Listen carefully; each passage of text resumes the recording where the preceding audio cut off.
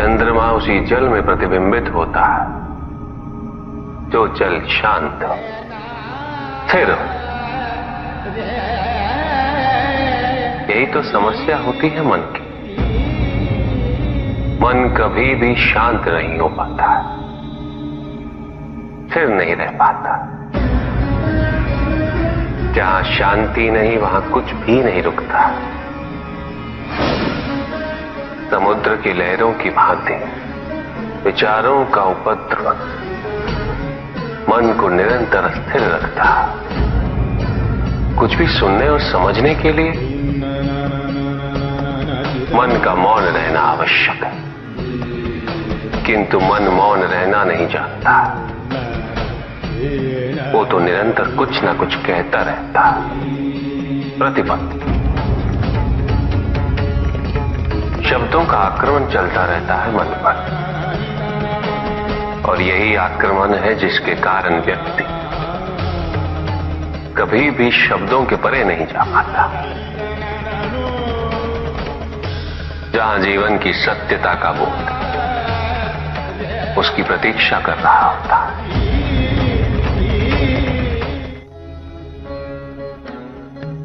शक्ति प्राप्त होने से कोई शक्तिशाली बन जाए ये सत्य नहीं।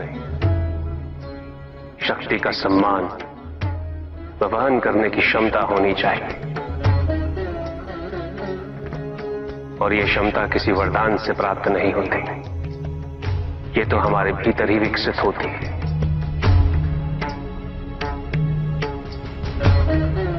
हमारे विचारों से, संस्कार से।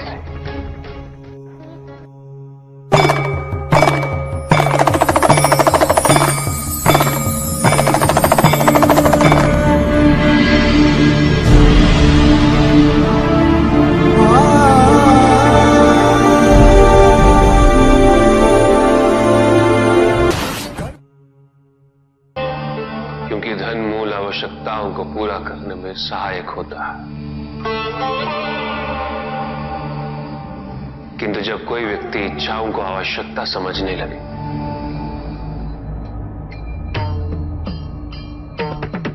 तो धन कितना ही क्यों ना पर्याप्त नहीं होता। क्योंकि इच्छाएं अंतहीन है, इसलिए मनुष्य कभी ना समाप्त होने वाली इच्छाओं की पूर्ति हेतु धन संचय को ही अपने जीवन का लक्ष्य समझ लेता है।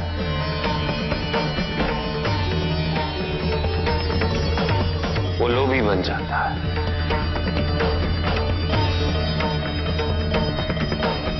वो भूल जाता है कि उसके जीवन का मुख्य लक्ष्य ईश्वर के समीप आना है।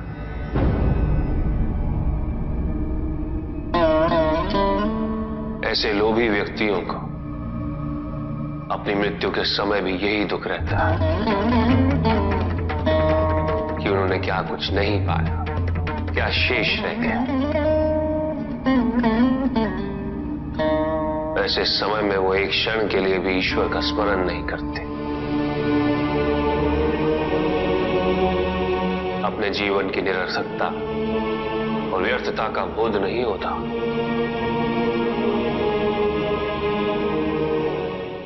चाहिए धन चाहे कितना भी हो ऋष्यत्र, मूल आवश्यकताएं तो केवल उतनी ही। तन ढकने के लिए वस्त्र, पेट भरने के लिए आहार और शरण के लिए भवन। आवश्यकताओं के पूर्ण होने के पश्चात जो भी है वो इच्छा है। धनी व्यक्ति के पास जो भी अतिरिक्त धन होता है वो उसे दान करना चाहिए, उनके उद्धार के लिए जो अपनी मूल आवश्यकताओं को पूरा नहीं कर सकते।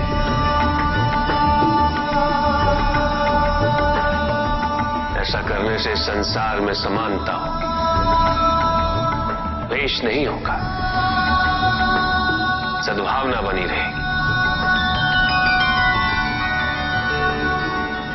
किंतु कुछ व्यक्ति इस तथ्य को समझ ही नहीं पाते।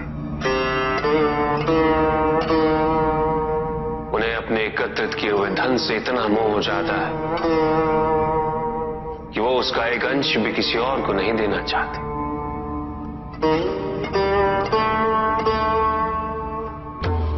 ऐसे व्यक्तियों की सूची में सर्वप्रथम स्थान कुबेर का है।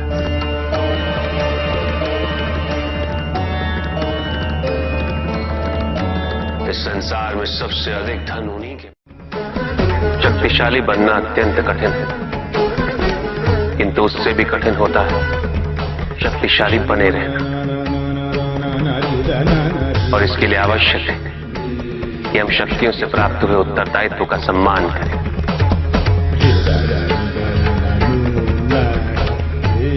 अन्यथा हम स्वयं पर निरंतर खो देते हैं और यह हमारे पतन का कारण बनता है।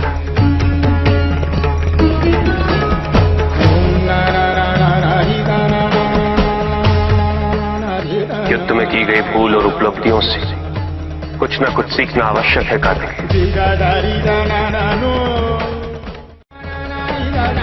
बुराई और अच्छाई के मध्य ये युद्ध निरंतर चलता रहेगा। आज एक अध्याय समाप्त हुआ है, कल दूसरा अध्याय आरंभ होगा।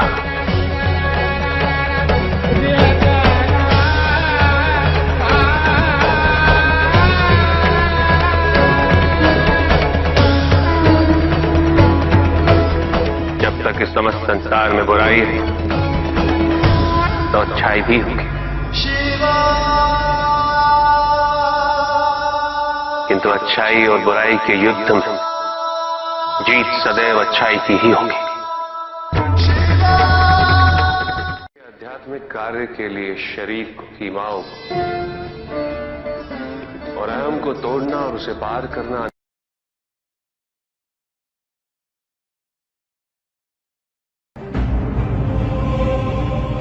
तो मेरा अपराध क्या है प्रभु? तुम्हारा अपराध था एक त्रिदेव को दूसरे से बड़ा समझना, उनमें भेद करना, उनमें तुलना करना।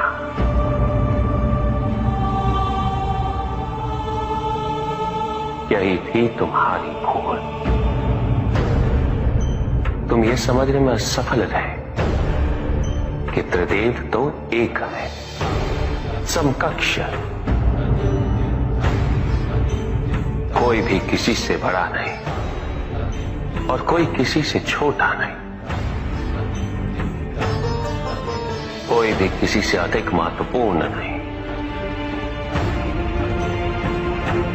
और कोई भी किसी से कम महत्वपूर्ण भी नहीं। तुमने जो कुछ भी किया वो भक्ति नहीं थी निकस। भक्ति के नाम पर किया जाने वाला अहंकार था वो कि तुम्हारे आराध्य सबसे महत्वपूर्ण है। कैसे भक्त हो तुम मेरे, जो ये भूल गए कि तुम्हारे आराध्य के भी आराध्य नारायण।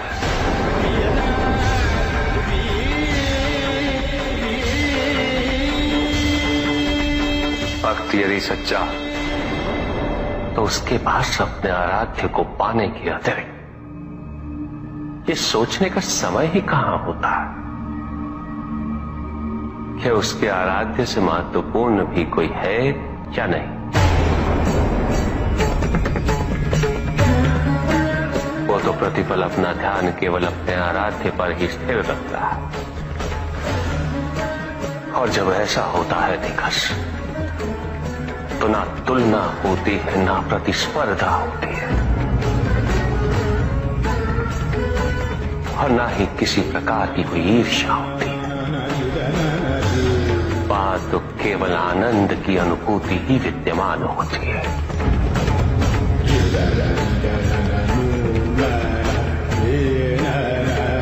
यदि तुम ये सोचते हो कि ये समस्त संसार केवल मुझसे है, तो तुम्हें इस संसार के प्रत्येक स्वरूप से प्रेम होना चाहिए था। तुम्हें इसके कण कण में मेरी अनुभूति होनी चाहिए थी। तब भी किसी प्रकार का भेदभाव तुम्हारे मन में उत्पन्न नहीं होता,